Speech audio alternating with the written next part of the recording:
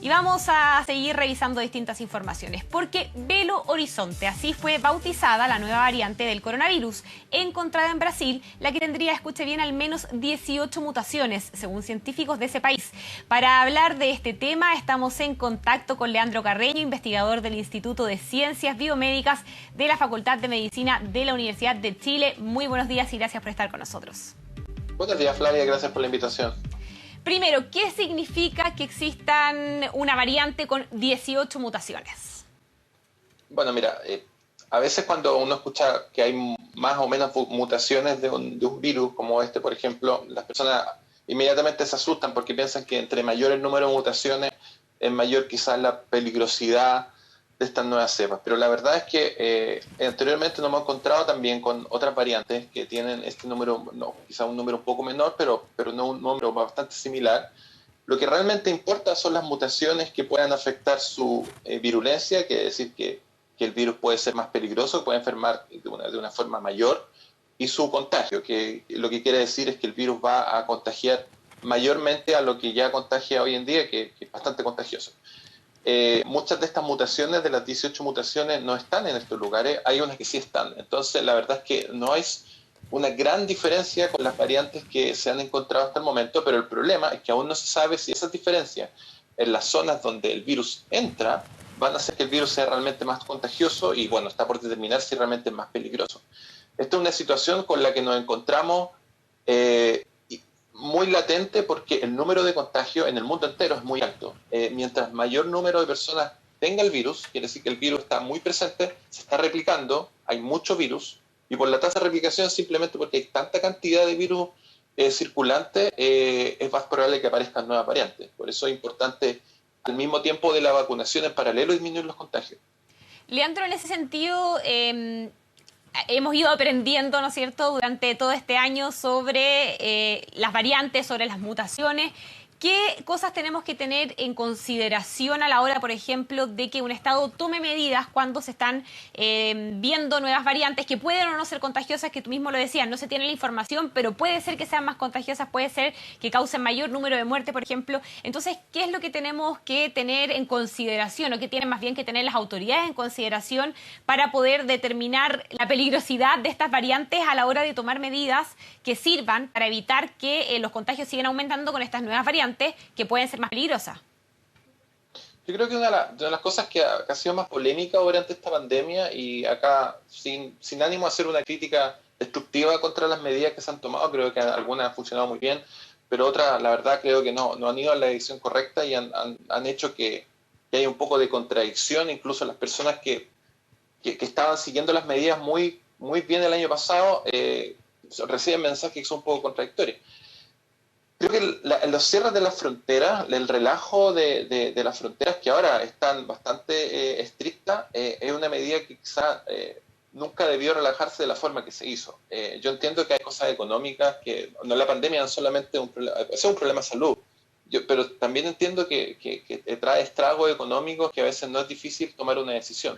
No solamente involucra personas que estudiamos, que somos científicos, o personas que estudian salud pública. También es una cosa que nos involucra a todos, y la verdad es que tomar decisiones es bastante difícil. Ha sido demostrado, no solo por este gobierno, por todos los gobiernos. Cuando aparece una variante, yo creo lo primero que hay que hacer es tratar de aislarse lo más posible para que esta nueva variante, si aparece en otro lugar, no se replique tan rápido. Si esta nueva variante es más contagiosa, va a tomar rápidamente mayor prevalencia que la variante que está normalmente. De hecho, eso lo hemos visto. Las variantes que están circulando ahora mismo no es el mismo virus que estaba circulando el año pasado. No ha variado tanto, afortunadamente, y esto es algo que las personas se asustan un poco, pero este virus muta poco en comparación a otros virus. Para la cantidad de contagio, la cantidad enorme y millones de partículas virales que están dando vuelta, la verdad es que es bastante menor la tasa de mutación que tiene. Pero sin embargo, como hay tanto, existe y puede que origine una variante que hasta el momento no apareció una variante mucho más letal o muchísimo más contagiosa, pero sí ha aparecido variantes más contagiosas y que no tenemos duda con respecto a su a su tasa de morbilidad y de letalidad. Leandro. Y en ese sentido creo que las medidas restrictivas deben mantenerse hasta que realmente nosotros tengamos una disminución muy significativa, y no hemos tenido una disminución muy significativa en ninguna parte. Eso es un problema, creo yo. Sí, Leandro, tú hablabas de precisamente las medidas restrictivas. Comenzaste diciéndonos, por ejemplo, el tema de las fronteras y su cierre. Actualmente está establecido que al menos durante solamente el mes de abril van a estar cerradas las fronteras. Una medida que, por supuesto, pueden anunciar que se va a extender, pero hasta el momento sabemos que solo el mes de abril. ¿Cuál es el riesgo de que estas fronteras se abran después de haber estado cerradas un mes y teniendo en consideración estas nuevas variantes como la brasilera, que está cerca, ¿no es cierto?, de nuestro país, y que es muy fácil que entre por las conexiones que sí existen entre Chile y Brasil? Entonces, este cierre de frontera, estas medidas restrictivas, ¿por cuánto tiempo se tienen que extender? Tú hablabas de que cuando se vea una baja considerable de los casos, por ejemplo, pero ¿cuándo es eso o qué es una baja considerable? Lo que pasa es que es bien difícil la pregunta. Yo no te puedo responder a ciencia cierta lo que debería hacer. Tampoco quiero decir realmente el gobierno debe hacer esto, los gobiernos, las autoridades deben hacer esto, porque es bien difícil la pregunta. Pero si algo nos ha demostrado este año de pandemia, es que ha sido casi imposible en todas partes del mundo controlar que las variantes se diseminen por el mundo. Y una de esas razones es que ningún país realmente ha cerrado completamente la frontera. Ningún país realmente se ha aislado. Yo sé que eso es fácil decirlo. Hacerlo en la práctica es muy, muy difícil. ¿Okay? Pero no es solo importante que nosotros aislemos de una aparición de una variante en otro lugar que no tenemos claridad que ocurre, antes de que ya ocurra, porque en el fondo ahora cerrar la frontera está bien. Hay una medida súper estricta, pero las variantes ya llegaron acá a Chile. Entonces, cuando están apareciendo variantes nuevas, que no sabemos, yo creo que hay que tomar una medida inmediata para evitar que llegue. Y luego que sepamos más información de cómo esa variante, uno puede tomar medidas obviamente trazando la llegada de la variante y evitando que la variante se disemine. Pero hay otro problema, que nosotros no sacamos nada con solamente decir nos vamos a aislar para que no llegue una variante, porque las variantes pueden aparecer acá también con el nivel de contagio que tenemos. Entonces, la meta real es que tenemos que disminuir los contagios.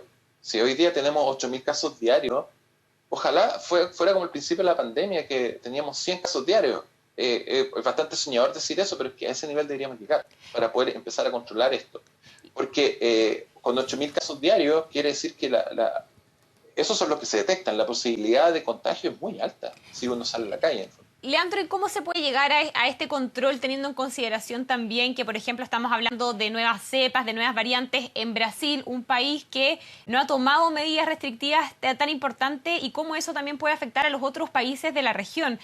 Porque, claro, una cosa es lo que se haga internamente, las medidas que internamente se adopten, pero cómo también influyen las medidas que puedan adoptar nuestros vecinos frente a nuevas variantes y a nuevas cepas que puedan llegar a nuestro país y de esa forma también esparcirse de forma más rápida. ¿Qué tanto juega el rol de las decisiones de ambos países? Bueno, tiene un rol fundamental. Yo creo que hay países que han tenido un mal manejo de la pandemia, digamos, que son emblemáticos, como Brasil, Estados Unidos en la administración de Trump, el Reino Unido en algún momento, que hizo las cosas muy mal también y que dejó que las cosas, en el fondo apostó a una mal llamada inmunidad colectiva que no tiene ningún sentido de la forma que ellos lo planteaban, ¿no? Y por supuesto que eso nosotros no lo podemos controlar, pero sí nosotros podemos tener una entrada estricta a ciertos países que están tomando malas medidas. Ese es un punto. Pero también yo creo que hay que centrarse en no tener mensajes contradictorios. Es súper difícil tener a las personas cerradas más de un año y medio. Ya quizás vamos en el año, vamos ya superando el año. Sobre todo cuando las medidas son contradictorias, cuando tenemos cuarentena súper estricta, luego se relajan, salen permisos para celebrar las fiestas patrias, después de las vacaciones, etc.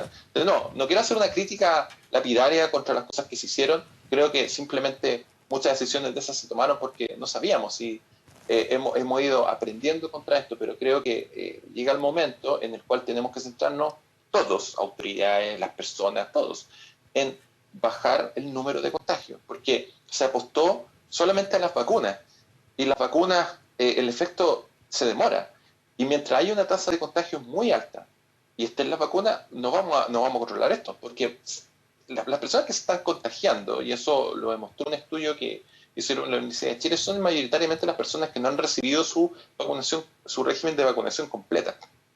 Claro. Entonces, y siguen siendo más de la mitad del país. Eso es bastante complejo. Entonces, no porque la mitad del país se vacune, nosotros para tener la realmente inmunidad de rebaño colectiva, que se llama, tenemos que tener vacunado más del 80% de las personas, y eso estamos lejos de eso. Claro, un desafío, Leandro, entonces también que queda ahí pendiente de continuar por un lado con la campaña de vacunación, pero por cierto también continuar con las medidas de cuidado y de autocuidado. Muchas gracias, Leandro, por haber conversado con nosotros. No, de nada, que tengan buen día.